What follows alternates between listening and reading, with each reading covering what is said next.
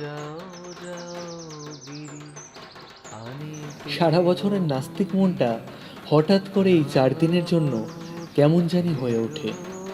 এ কি স্বাভাবিক, নাকি ছাতিম শিউলির গন্ধ, ঢাকের বাদ্যি, বাতাসে মিশে যাওয়া ধুনোর সুঘ্রাণ সব মিলেমিশে তৈরি করে একটা মায়াবী পরিবেশ?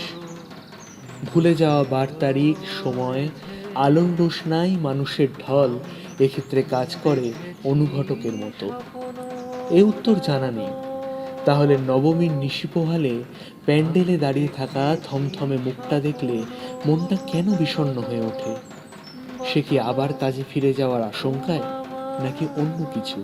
বলে কাঁদছে নাকি আমাদের আচার উপাচার আমাদের অজান্তে আমাদেরকে করে তোলে ধার্মিক? উমা বড় দুঃখে রয়েছে।